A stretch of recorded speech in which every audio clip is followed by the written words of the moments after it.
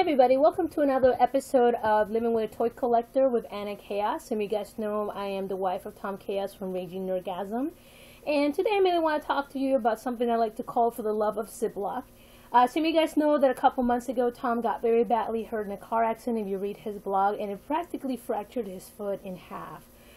So during that time period I was taking care of his toys, and I noticed that in our storage unit, right above our unit, literally there was a water sprinkler. So we're literally one idiot away from losing about 30 years of collecting. So I started figuring out new ways that we could protect his stuff and actually keep it safe, for many years to come. He seems to really enjoy it. I've come to learn to enjoy it. So, I want to keep my husband happy. So a couple simple fixes, for example, is your standard little sandwich bags. Alright, you can get these anywhere. We're all grown up with this. You know that, red and blue make purple. So even though this is off-brand, it still works pretty good. I like to use these a lot for the loose figures, especially if you're dealing with loose figures that have like weapons and all kinds of different stuff in them. I like to use mine for example, my custom figure that I made. Alright, so you want to keep it nice and protected. That's one way to do it.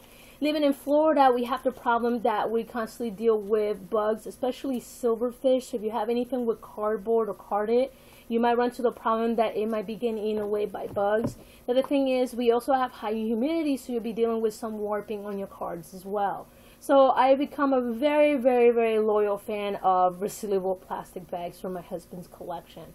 Alright, so sandwich bags are great. I also like to use them, for example, if you have like smaller type pieces, for example, like these little zombie guys, the little slug zombie guys, even though they might not fit exactly onto the bag, if you have nothing else in the house, you can quickly put this away. And even though, as you can see how it kind of overshots a little bit because of the curvature of the package, all you have to do to solve that, just grab a little bit of packaging tape, literally, and then carefully seal it on the top. And make sure that you're not touching the cardboard, so you're not ruining your card itself. So once you do that, this will be nice and sealed. You can put it away, and you do not have to worry about any bugs or water, humidity getting to it. Alright. Another type of bag that I like to use is your standard 1-gallon bag. We all recognize these. We're all growing up with this. And if you cook and you do all kinds of stuff like we do, or artists do, we love to use these for all kinds of stuff, from art supplies to storing things. And in my case, I've grown a great love for them, especially for dealing with packages like these. They are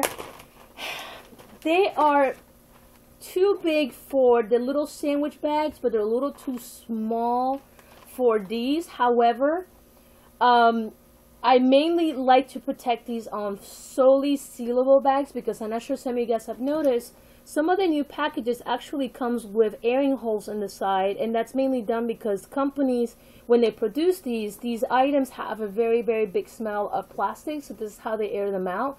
So while this is great when you pick it up, it doesn't smell like plastic or glue. However, if you store them, again, like Florida, where you have a very humid environment, this can bring in dirt, it can bring dust, it can bring bugs, it can bring all kinds of stuff. So I'm not very comfortable of just, putting these in just like a normal bag with a twisty tie. I actually like to keep these in a very nice sealed bag.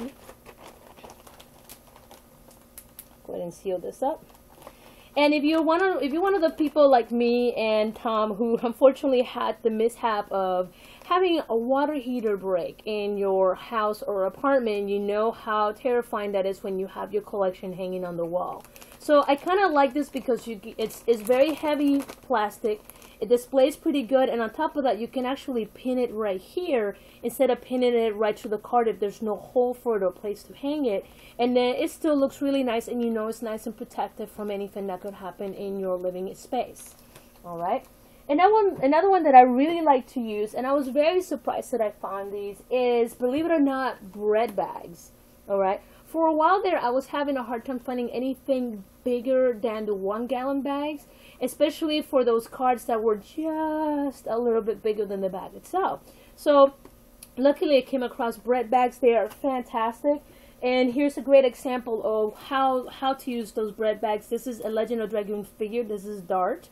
This is a great series. I'm very pleased that I am the proud owner of the series. And as you can see, this right here comes with a sliding card, so you can pretty much take the figure out and put it back in. But the other thing is too that there really is no way to keeping the actual figure itself sealed, because you have that option. You can take it out of the package and put it back. So using these bread bags and some tape right here actually keeps the figure nice and safe. You can put it away and you do not have to worry about actually, you know, getting gunk and all that fun stuff in there. Alright. Now the other set of bags that I found, and if you're very lucky enough to find these, is these really huge, extra large, hefty bags. And these are 2.5 gallon bags. Alright. And what this might seem really silly to have something this big, and I'm sure a lot of you guys have noticed, some of the packaging today, especially dealing with model kits, they tend to be big and bulky. And sometimes you want to also protect that, especially those people who have like Gundam model kits or, you know, robot type model kits. So I'll show you how great this works. So here is a really huge, is the Murderous Weapon Calamity. Alright, this is the model kit. It has never been built and is intact. And some of these model kits at times did not come with any plastic around them. They only came with a little piece of tape in the corner right here in order to keep everything from flying off. So you're talking about model kits that are 20, 30 years old, that's been sitting in storage, that someone has sold, that maybe you picked up at the flea market, and it might have a little bit of wear and tear. So you want to keep it from getting any more wear and tear. You can always buy one of these and check that out. Perfect seal, don't have to worry about any dirt or anything getting in there. And again, you can put it away in storage and you'll be good to go. Alright. Another good find that I have found is these bags, believe it or not, the big bags themselves. These are very, very, very big bags and they come in handy. These are probably the biggest Ziploc bags I've seen. Look at that. That is a humongous bag, and I hope it is. I mean, considering the fact they advertise it to hold big giant balls on there, you know, balls. Alright, but I've come to learn, especially for people like my husband, he has all kinds of vintage toys, including all Ninja Turtles, very, very bulky Masters of the Universe, and after displaying them, sometimes he puts them away, and even though we put them in smaller bags, so that way they do not, you know, to keep their weapons together with the characters, after putting them up, putting them down, putting them up, putting them down, we realize that sometimes the collection becomes dispersed in the storage unit. So what I come to learn is that by having a lot of those sets, as we're taking them down and putting them in a giant Ziploc bag together, even though we're not displayed, we can still keep them together in one big bag. And then anytime we need to look for them, oh, where's the Thundercat series? Where's the Masters of the Universe series?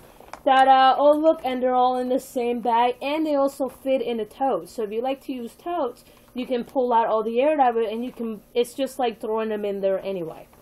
Alright, now for those of you guys who have very, very, very, very big play sets, I'm talking again like the old, you know, Castle Plunder or any of those who are really, really big toy play sets. One that I've come to learn that works out really good, especially if you go to storage, are the really big black trash bags. Where did I put those? Oh, there they are.